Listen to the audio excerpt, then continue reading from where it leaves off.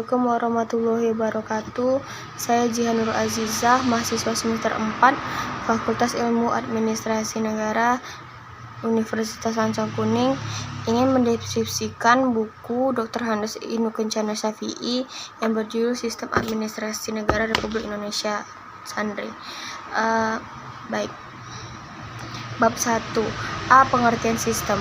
Menurut para judi, sistem adalah suatu jaringan dari prosedur-prosedur yang berhubungan satu sama lain menurut skema atau pola yang bulat untuk menggerakkan suatu fungsi yang utama dari suatu usaha atau urusan.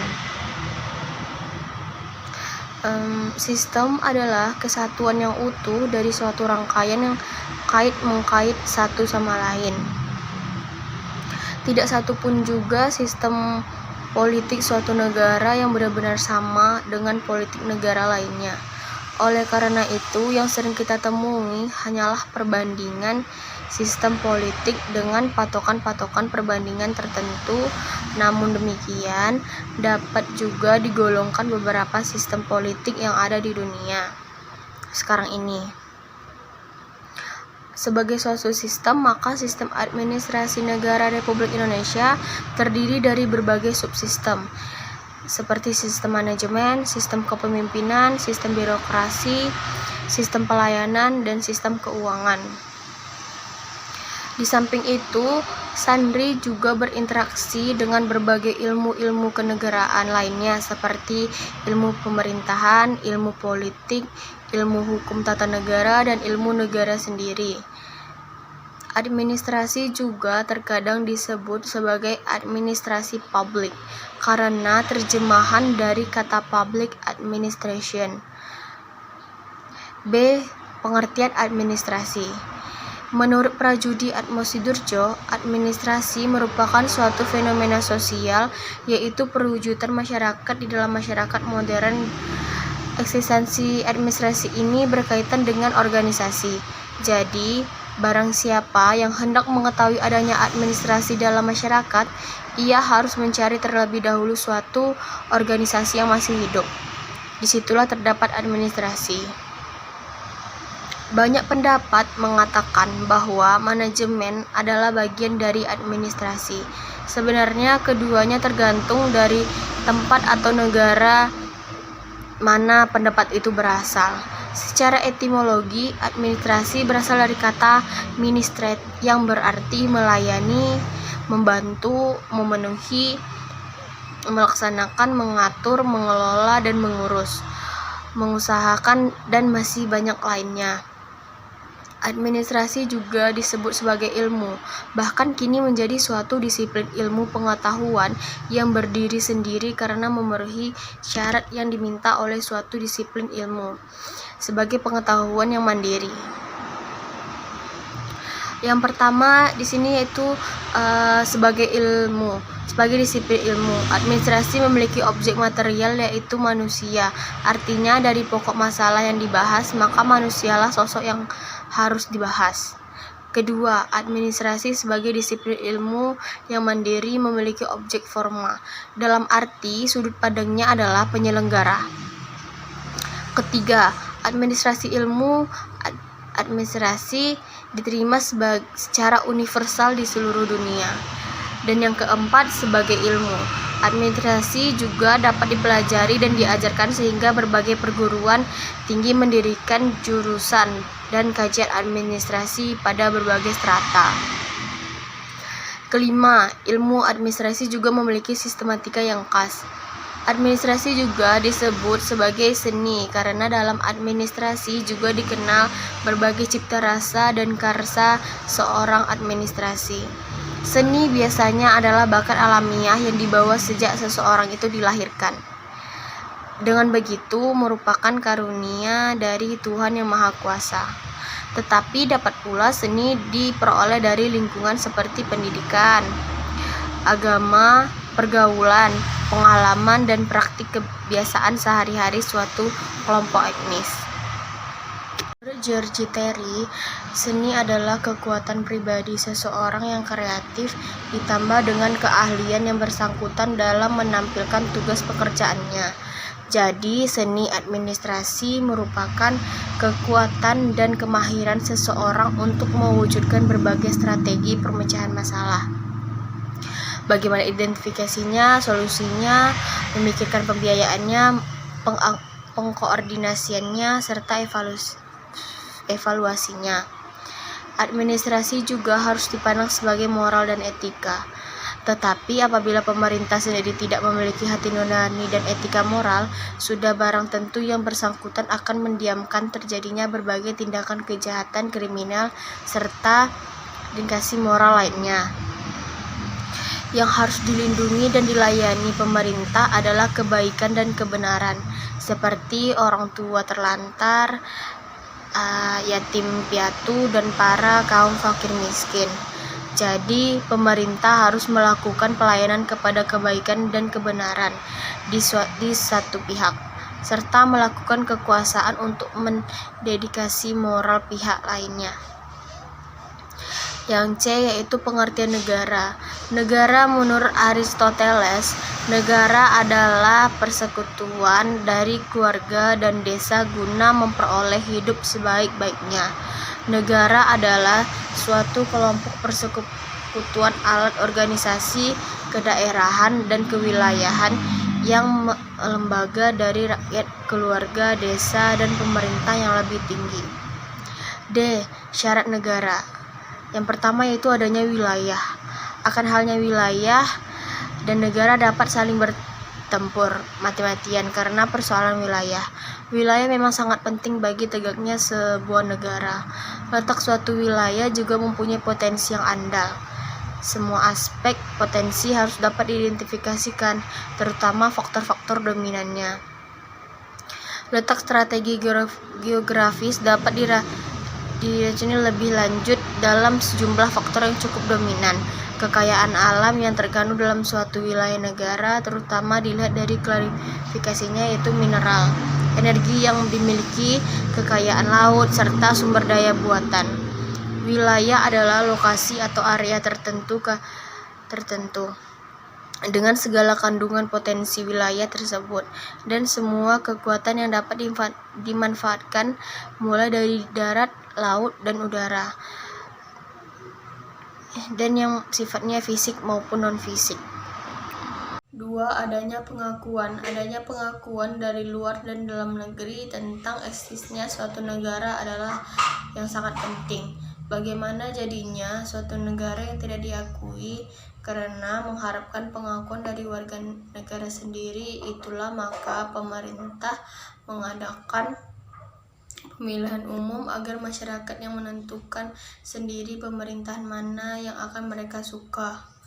Pengakuan dari luar negeri adalah dengan mengirimkan duta besar yang berkuasa penuh yang mewakili tersebut ke dalam negeri kita baru merdeka. Sebaliknya, kita juga mengirimkan duta dan negeri konsul kita ke negeri tersebut mewakili pemerintahan kita untuk berbagai hal seperti politik dan ekonomi. Yang ketiga, adanya pemerintahan. Pemerintahan hanya sekelompok orang yang menjalankan aturan dengan maksud menjaga ketertiban dan keamanan di suatu pihak. Sedangkan di lain pihak dituntut pelayanannya terhadap berbagai persoalan masyarakat. Agar pemerintahan tidak semaunya menikmati hasil bumi bagi daerah kaya dan menikmati pinjaman luar negeri bagi daerah miskin, maka rakyat menyuarakan aspirasi. Pemerintah yang terlalu kuat akan membuat dikebirinya para wakil rakyat dengan hanya datang pura-pura bersidang tanpa ada protes kepada pemerintah. Itulah sebabnya untuk meningkatkan pembangunan politik maka wakil rakyat membuat undang-undang yang membuat pemerintah eksekutif tidak semena-mena dalam menjalankan roda pemerintahan. 4. Adanya rakyat. Rakyat adalah salah satu syarat negara, yaitu keseluruhan orang-orang baik yang berada di dalam negeri maupun yang ada di luar negeri dan mempunyai hak pilih atau dicabut hak pilihnya untuk waktu tertentu atau belum mempunyai hak pilih karena persyaratan tertentu. Warga negara adalah mereka yang dinyatakan warga oleh suatu negara tertentu berdasarkan peraturan perundang-undangan negara tersebut. Masyarakat adalah mereka yang bersama-sama menjadi anggota suatu negara yang harus dibina dan dilayani oleh administrasi pemerintahan setempat. Penduduk adalah mereka yang menjadi penghuni dari suatu negara terhadap yang harus diinventarisasi. Kedaulatan negara. Ada negara yang menganggap bahwa kedaulatannya di tangan rakyat. Artinya suara rakyat banyak benar-benar didengar keluhannya dan penderitaannya. Menurut mereka inilah contoh negara demokrasi oleh rakyat dan untuk rakyat. Ada pula negara yang mengatakan bahwa kedaulatan berada di tangan hukum, artinya supremasi hukum dinomorsatukan, peraturan dijunjung tinggi. Ada pula negara yang mengatakan bahwa kedaulatan berada di tangan Tuhan, jadi yang Maha Kuasa yang menentukan jalannya roda pemerintahan. Ada pula negara yang terus terang mengatakan bahwa kedaulatannya berada di tangan raja. Inilah bentuk yang paling mengultuskan manusia di muka bumi. Ada pula negara yang mengatakan bahwa kedaulatannya berada di tangan negara sendiri. Yang F, timbulnya negara. Banyak teori mengemukakan timbulnya suatu negara, diantaranya adalah teori kenyataan, teori ketuhanan, teori perjanjian, teori penaklukan, teori kekuatan, teori alamiah, teori filosofi, dan yang lainnya. G, bentuk negara. Bentuk negara kerajaan dipimpin oleh seorang raja atau kaisar atau ratu maharani yang diwariskan secara turun-menurun. Bentuk negara republik dipimpin oleh seseorang presiden yang dipilih oleh badan tertentu atau dipilih langsung oleh rakyat dalam suatu pemilihan umum. Jenis pemerintahan. Yang pertama adalah sistem pemerintahan kabinet presidensial. Kabinet presidensial yaitu kabinet yang menteri-menterinya bertanggung jawab kepada presiden. Yang kedua, sistem pemerintahan kabinet parlementer. Kabinet parlementer yaitu kabinet yang para menterinya masing-masing bertanggung jawab kepada parlemen. Ketiga, sistem pemerintahan kabinet campuran. Kabinet campuran yaitu presidennya tidak hendak kehilangan kekuasaan ketika anggota parlemen memberikan mosi tidak percaya kepada pemerintah.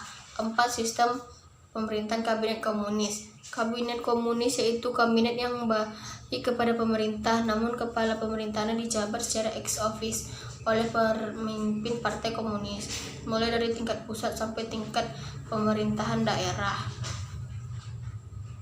Bab 2. Batasan administrasi negara.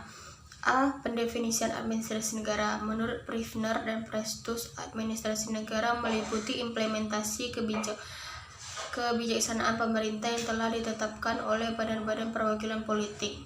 B. Paradigma administrasi negara. Paradigma adalah corak berpikir seseorang atau kelompok orang. Ilmu pengetahuan ini memang sangat terbatas kawasan kompetensinya. Keterbatasan pertama adalah bahwa yang disebut kebenaran ilmiah itu malahan bersifat abstrak, tetapi mutlak diperlukan dalam kehidupan. C. Ruang lingkup administrasi negara. Sebegitu luasnya ruang lingkup ilmu administrasi negara sehingga dapat pula mencakup ilmu-ilmu sosial lain di bidang hubungan, peristiwa, dan gejala pemerintahan yang banyak ditulis para pakar pemerintahan, meliputi administrasi pemerintahan pusat, daerah, kecamatan, kelurahan, desa, kota madya, pemerintahan kota administrasi, dan departemen dan non-departemen. Di bidang kekuasaan yang banyak ditulis oleh para pakar ilmu, administrasi politik luar negeri, administrasi politik dalam negeri, administrasi politik, dan administrasi kebijaksanaan pemerintah. Di bidang peraturan perundang-undangan yang banyak ditulis pakar hukum tata negara, yaitu landasan idil, landasan konstitusional, landasan operasional. Di bidang kenegaraan yang banyak ditulis oleh para pakar ilmu negara, yaitu tugas dan kewenangan negara, hak dan kewenangan negara, dan lain-lain. Bab 3. Posisi administrasi negara. Ada dua jenis ilmu sosial yang dapat dibedakan dalam hubungan ini. Yang pertama, perhubungan sesama ilmu-ilmu kenegaraan yang saling bertumpang tindih. Kemudian yang kedua, perhubungan sesama ilmu non-kenegaraan yang mesti dikaji keterkaitannya untuk perkembangan ilmu administrasi itu sendiri. Yang A. Dalam ilmu-ilmu kenegaraan. Pertama, ilmu pemerintah dan ilmu negara. dan administrasi negara. Yang membedakan ilmu pemerintahan dengan ilmu administrasi negara yaitu ilmu pemerintahan cenderung lebih melaksanakan pendekatan legalistik, pendekatan empirik, pendekatan formalistik, sedangkan ilmu administrasi negara cenderung lebih melaksanakan pendekatan ekologikal, pendekatan organisasional, dan pendekatan struktural. 2. Ilmu negara dan ilmu administrasi negara.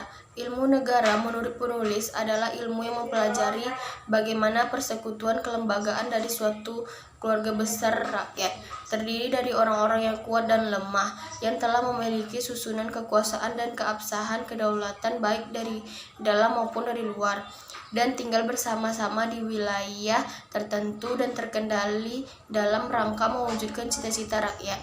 Hubungan antar ilmu negara dan ilmu administrasi negara sangat erat karena objek materialnya sama, yaitu negara itu sendiri. Sedangkan untuk membedakannya dilihat dari objek formalnya yang menjadi sudut pandang yang membedakan kedua disiplin ilmu ini. Jadi, negara merupakan organisasi terbesar yang menguasai batin manusia. Untuk negaranya, manusia rela mengorbankan jiwa, raga, dan hartanya, mulai dari para pejuang, tentara, sipil, olahragawan, pedagang, sampai pada rakyat jelata. 3. Ilmu politik dan ilmu administrasi negara. Proses penempatan kebijakan umum itu disebut pemerintah menurut Apter, dan proses pelaksanaannya juga disebut pemerintah business side. Pemerintah dinamakan administrasi negara menurut Waldo, atau dapat juga disebut sebagai administrasi pemerintah.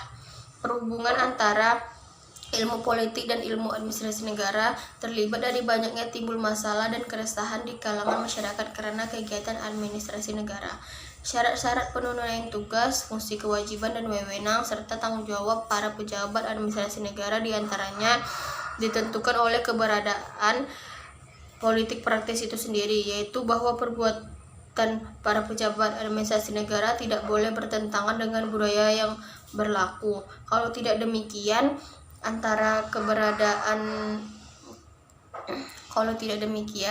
akan dianggap keterobosan yang akan berakibat keguncangan politik sendiri. Namun demikian, antara keberadaan ilmu politik dan ilmu administrasi negara erat kaitannya karena memiliki pokok bahasan yang sama, yaitu masalah kenegaraan. 4. Hukum tata negara dan ilmu administrasi negara. Hukum adalah keserasian hubungan antar manusia yang menimbulkan kewajiban-kewajiban menurut Lemanier. Ilmu hukum adalah ilmu yang formal tentang hukum positif menurut Holland. Ilmu hukum adalah sintesis ilmiah tentang asas-asas pokok dari ilmu hukum menurut Allen.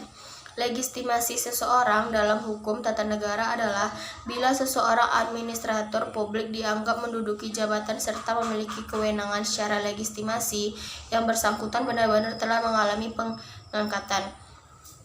Jadi, dengan begitu yang bersangkutan dapat dianggap absah mengaku jabatannya dan sah menjalani administrasi. Yang B, dalam ilmu-ilmu non-kenegaraan. 1. Ilmu filsafat dan ilmu administrasi negara. Bagi penulis pribadi, filsafat merupakan pengertian yang sedalam-dalamnya tentang sesuatu itu. Jadi dengan pemikiran sampai kepada intinya serta substansinya sebagai unsur-unsur sesuatu itu. Filsafat tentang air bukan hanya sekedar mengetahui air untuk diminum, air harus diletakkan di dalam bejana karena air mengalir dari tempat yang tinggi ke tempat yang relatif rendah, tetapi juga menguraikan sesuatu sampai kepada komponen terkecilnya.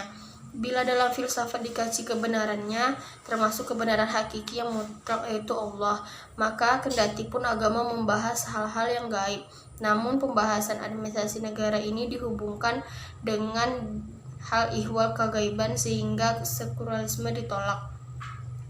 Yang kedua yaitu ilmu administrasi niaga dan ilmu administrasi negara. Dalam administrasi niaga terlalu banyak sentuhan pasar karena tujuan utamanya adalah efisiensi. Bahkan kalau perlu dengan pembiayaan yang sekecil-kecilnya diharapkan keuntungan yang besar-besarnya.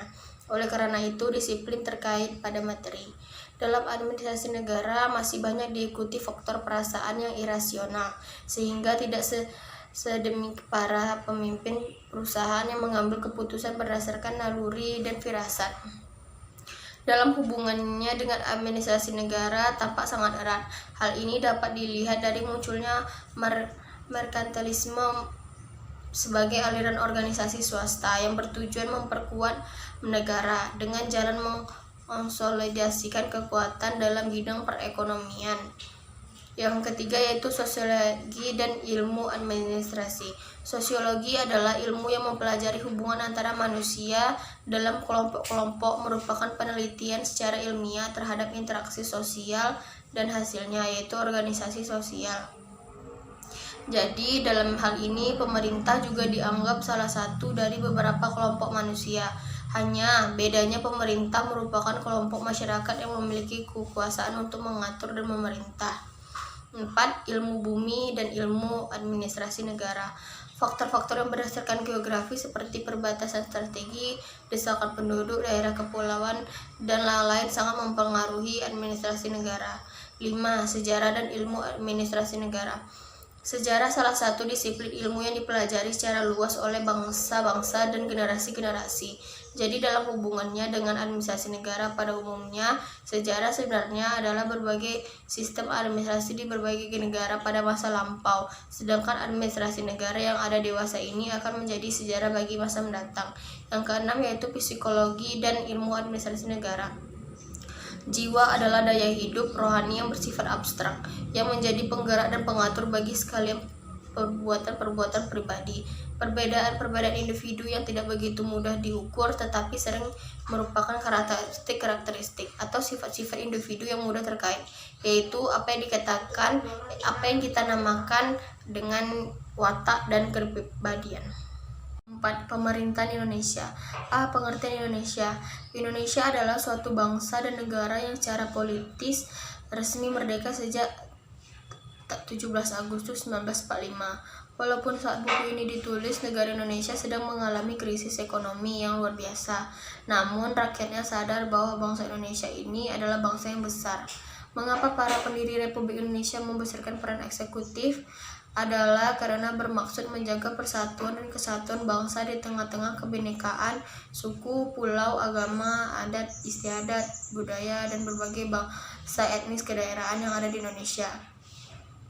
Peristiwa mengatakan strategis karena Kepulauan Indonesia ini dilalui oleh khatulistiwa, sehingga siang dan malam diterima penduduk seimbang.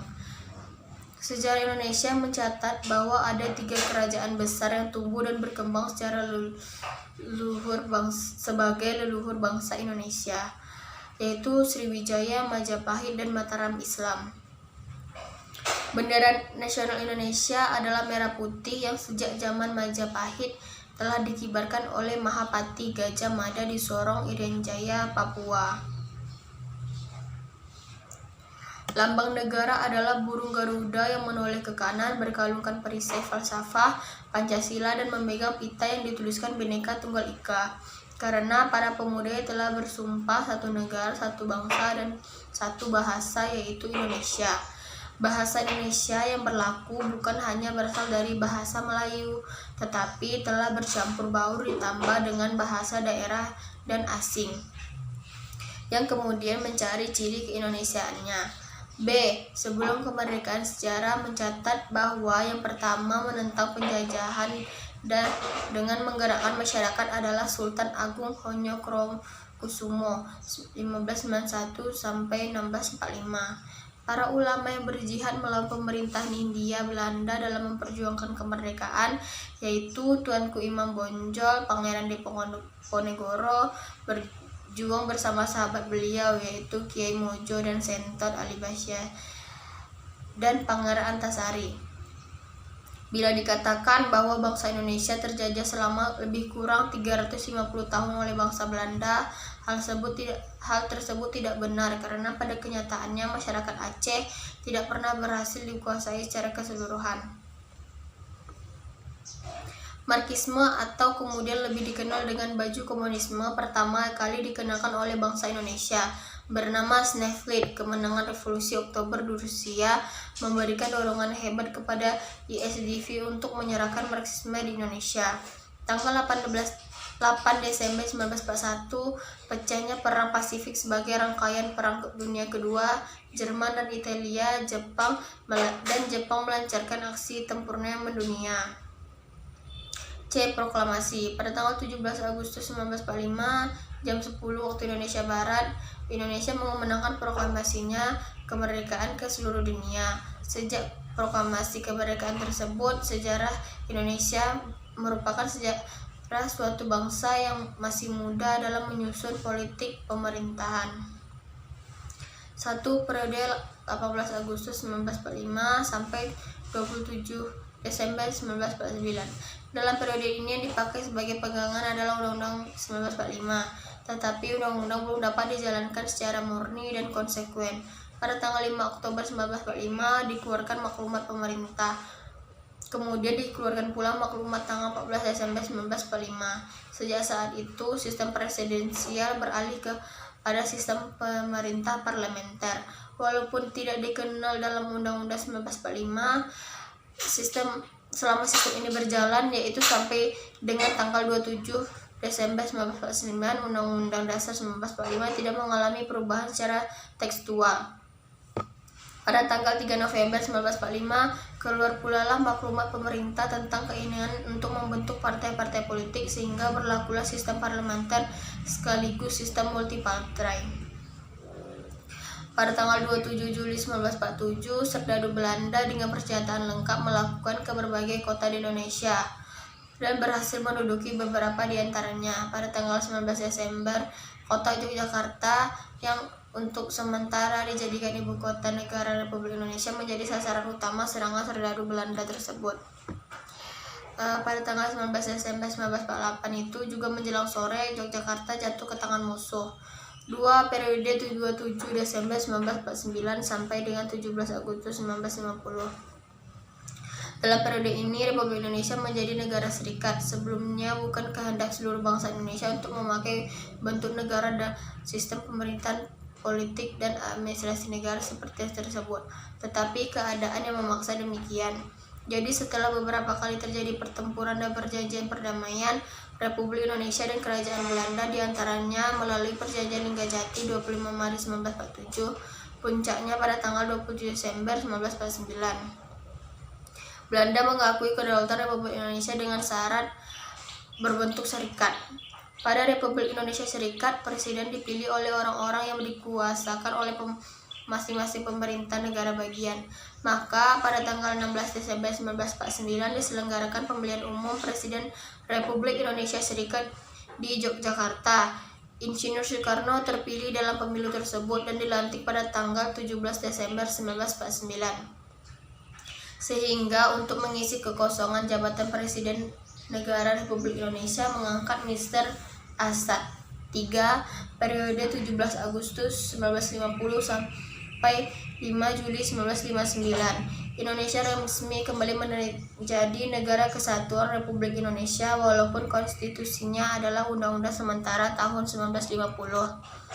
Dalam pasal 1 ayat 1 Undang-Undang Dasar Sementara 1950 diuraikan bahwa negara Republik Indonesia adalah negara dengan bentuk kesatuan.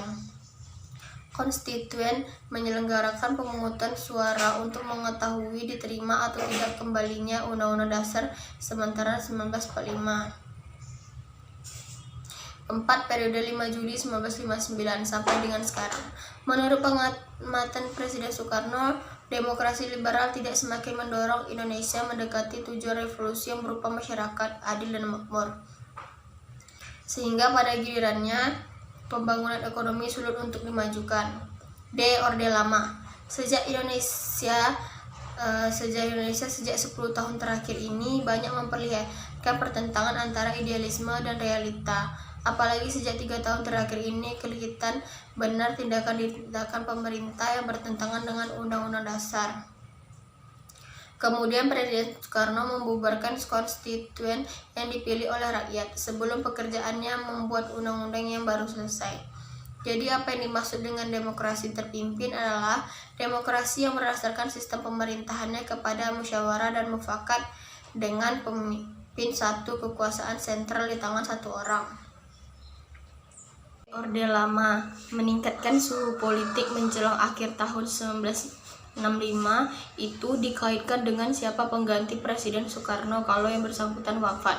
Hanya ada 2 kandidat yang disebut-sebut, sebagai presiden waktu itu, yaitu Letnan Jenderal Ahmad Yani dan Jenderal Ahana Nasution. Keduanya sangat dibenci PKI. PKI menuding Dewan Jenderal bekerja sama dengan CIA. Memang waktu itu Republik sedang dalam suasana konfrontasi dengan kerajaan Malaysia yang dibantu Inggris dan Amerika Serikat. Sebaliknya, Maijen Soeharto berjuang mengisi jabatan kosong Panglima AD yang ditinggalkan oleh Letjen Ahmad Yani. Beliau berusaha mencegah rekannya Maijen Pronoto untuk mengisi jabatan tersebut yang sebetulnya memang sudah ditunjuk Presiden Soekarno. Agar terlihat konstitusional, dikeluarkanlah ketetapan MPRS nomor 33 MPRS 1967 sebagai jenderal senior Ahana Nasution tentu saja setuju dengan pembubaran PKI pada mulanya, karena beliau adalah orang yang paling keras menentang PKI dengan dalih menjaga persatuan dan kesatuan bangsa serta mempertahankan Pancasila dan Undang-Undang Dasar 1945 dari kemungkinan perubahannya oleh MPR atau DPR Republik Indonesia. Maka ABRI ikut berpolitik, yaitu dengan menjadi anggota legislatif dan konstitutif tersebut. ABRI memang menyayangkan PKI dan untuk keberadaannya mereka menuduh orang-orang yang tidak disukai sebagai PKI. Orde Reformasi. Pada tanggal 21 Mei 1998, Pak Harto akhirnya mengundurkan diri yang disambut oleh masyarakat, utamanya di Jakarta, dengan tumpah ruah di jalan. Pengganti Pak Harto adalah Wakil Presiden Baharudin Yusuf Habibie dengan mengucapkan sumpah di Istana Merdeka Jakarta. G. Konstitusi Dasar Negara. Undang-undang yang diresmikan tanggal 18 Agustus 1945 bersama pengangkatnya Presiden Insinyur Soekarno dan Wakil Presiden Dr. Hardas Muhammad Hatta. Dalam pembukaan konstitusi tersebut dicantumkan dasar negara yang diberi nama Pancasila dan 3 butir tujuan negara. Dalam penjelasan Undang-Undang Dasar 1945 disampaikan bahwa sistem pemerintahan Negara Kesatuan Republik Indonesia Negara NKRI meliputi tujuan pokok yang masing-masing sebagai berikut. 1. Indonesia adalah negara yang berdasarkan atas hukum. 2. Sistem konstitusional. 3. Kekuasaan negara tertinggi di tangan MPR. 4. Presiden adalah penyelenggara pemerintahan negara tertinggi di bawah MPR. 5. Presiden tidak bertanggung jawab kepada DPR. 6. Menteri adalah pembantu presiden dan tidak bertanggung jawab kepada DPR. 7. Kekuasaan kepala negara tak terbatas. Lembaga tinggi negara ada MPR, DPR, Presiden dan Wakil Presiden, Mahkamah Agung, Dewan Pertimbangan Agung, dan Badan Pemeriksaan Keuangan. Kebudayaan Indonesia. Pertama, budaya Jawa, budaya politik. Kuala Gusti sebenarnya dapat dikaji dari etika Jawa yang terkenal tabah tetapi ulet. 2. Budaya Minangkabau. Dalam berpolitik dan komunikasi politik mereka berpodonan duduk surang basampi-sampi duduk basamo belah pangapang. Budaya Sunda. Karena pengutus individuan masyarakat Sunda terhadap pemerintah inilah di tanah Parahyangan jarang terjadi kritik pada pemerintah. Nah, selanjutnya ada budaya Bugis, budaya Manado, budaya Aceh, budaya Papua, budaya Batak, dan budaya Bali. J. KKN di Indonesia. Karena pemerintahan dalam arti luas juga berarti legislatif, yudikatif, inspektif, konsulatif, dan konstitutif, maka sebagai eksekutif sendiri tidak menutup kemungkinan KKN ini melibatkan pihak tersebut. K. Krisis dan patologi pemerintahan. Salah satu krisis yang terjadi di Indonesia yaitu berbagai hasil penelitian berlevelkan dunia internasional. Indonesia secara memperhatikan menempatkan urutan korupsi nomor 1 di dunia. L. Kekuatan politik. Adanya Nahdlatul Ulama, Muhammadiyah, Tarbiyah Islamiyah, mahasiswa, wartawan, dan pengusaha. M. Partai politik. Merupakan organisasi dari aktivitas politik yang berusaha untuk menguasai pemerintahan dengan merebut dukungan rakyat atas dasar persaingan dengan satu golongan atau golongan-golongan lain yang mempunyai pandangan berbeda. N. Pemilihan umum. Di Indonesia telah berulang kali diselenggarakan pemilihan umum. Ada 2, yaitu sistem distrik dan sistem proporsional.